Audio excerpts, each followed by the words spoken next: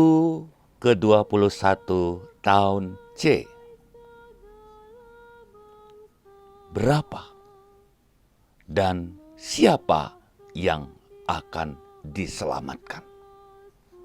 Shalom, shalom dan selamat berjumpa kembali Bapak Ibu saudara-saudariku yang terkasih.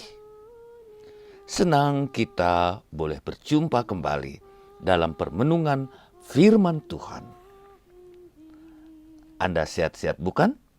Puji Tuhan, bersyukur dan bergembiralah senantiasa di dalam Tuhan.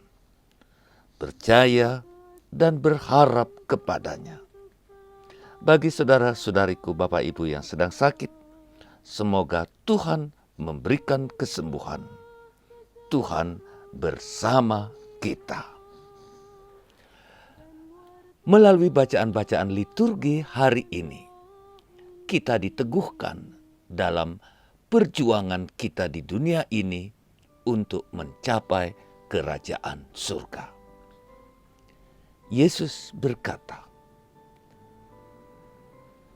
"Berjuanglah masuk melalui pintu yang sempit." Untuk sampai pada tujuan yang ingin dicapai, kita harus berjuang dengan tekun dan berusaha keras.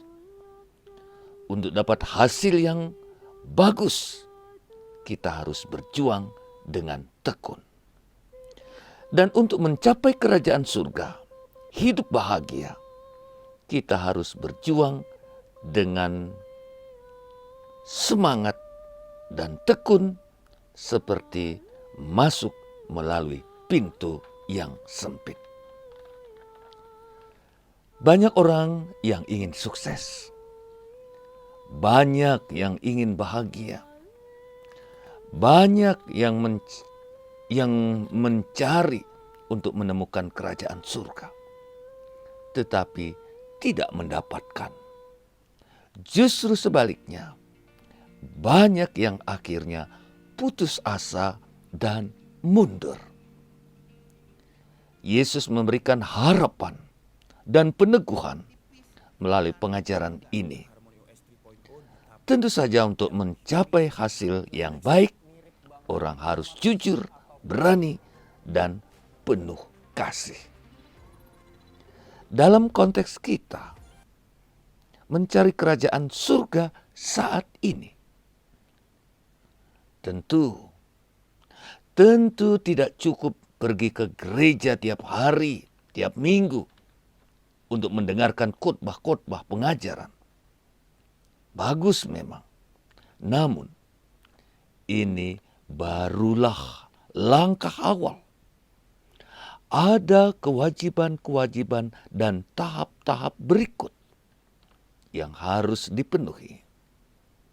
Namun dengan rahmat Allah, kita harus membuktikan dalam hidup kita apa yang kita dapatkan dan dengarkan. Kita harus berusaha untuk menghidupinya. Sayang sekali, banyak orang setelah mendengarkan pengajaran Yesus bukannya bertobat, memperbaiki diri. Malah sebaliknya, mereka terus melakukan kejahatan, perbuatan yang tidak baik.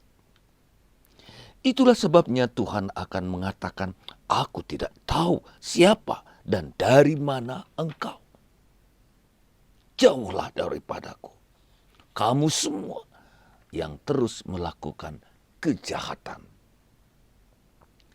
Yesus dengan keras mengumumkan akan terjadi ratapan kertak gigi, tangisan. Ketika kamu akan melihat Abraham, Ishak, Yakub, dan semua nabi dalam kerajaan surga. Dan kamu dibuang keluar. Penyampaian ini Bapak Ibu, saudara-saudariku yang terkasih, keras sekali.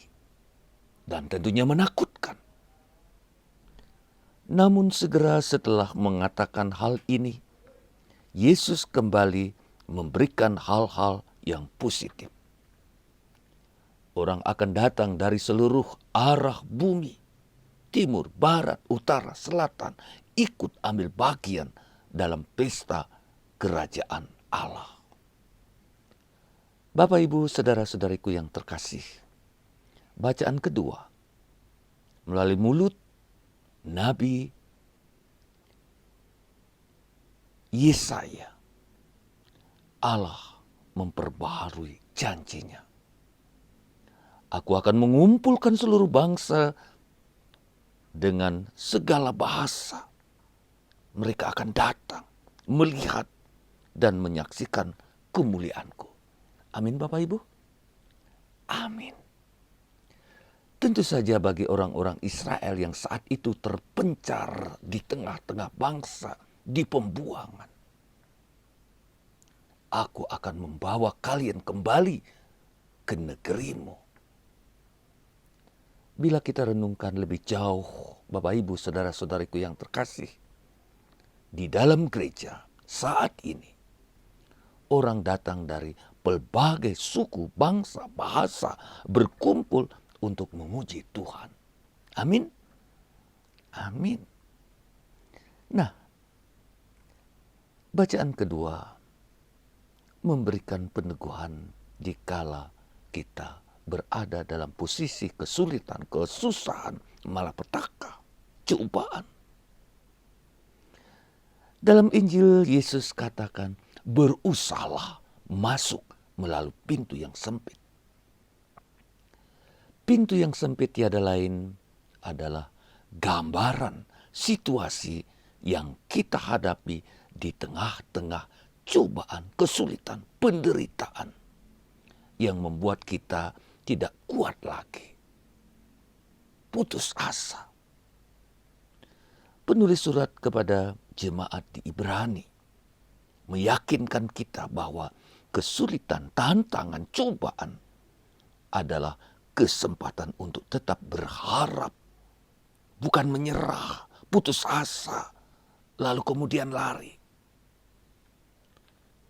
Bapak, Ibu, saudara-saudariku yang terkasih, ketika Tuhan mencintai seseorang, Dia akan memberikan pelajaran petuah yang bagus dan Ia akan memperbaikinya. Mereka yang mengerti bahwa kesulitan adalah sebuah sarana, jalan untuk memperbaiki diri, koreksi diri, merupakan suatu pemurnian dari Tuhan. Bukan hukuman. Bukan. Sebaliknya, di tengah kesulitan ini, Tuhan memberikan pengharapan kepada kita. Amin. Amin. Seorang pengusaha misalnya, yang bangkrut habis-habisan, lebih mudah bangkit kembali. Ini suatu pengajaran yang bagus buat kita semua. Ini sungguh rahmat yang sangat istimewa yang Tuhan berikan kepada kita. Khususnya saat-saat bencana, duka, kesulitan yang menerpa kita. Disinilah kita bersatu dengan Kristus yang menderita dan yang dimuliakan. Kalau mau mulia, mau sukses, jangan takut menghadapi kesulitan. Bapak, Ibu, saudara-saudariku yang terkasih, ketika seseorang menerima pelajaran, tentu kita tidak merasakan sukacita, melainkan lebih banyak sedihnya, bukan? Itu dia perasaan pertama. Sebaliknya, ketika seseorang menemukan rahmat dalam pelajaran, suatu hari kemudian dia mengerti, dia mengalami ada damai dan orang menjadi bijaksana. Apakah Anda pernah mengalami seperti ini? Suatu pesan bagus hari ini kita belajar dari Yesus. Berikan diri.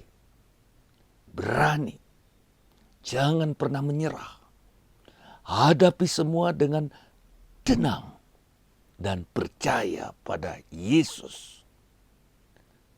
Masuk melalui pintu sempit. Tuhan sumber kebaikan. Dia penuh dengan kebaikan. Kasih-Nya memang menuntut dari kita agar kita siap apa adanya. Nah, Bapak Ibu, saudara-saudariku, renungkan. Namun terlebih lalu baca dengan saksama, dengan teliti. Dan ambillah pesan apa yang Yesus katakan kepadaku hari ini. Saya, Romo Agus Inyoman Murtika, SPD. Semoga Tuhan senantiasa memberkati kalian dengan berkat yang Anda butuhkan. Amin. God bless you all. Terima kasih. Pergilah ke seluruh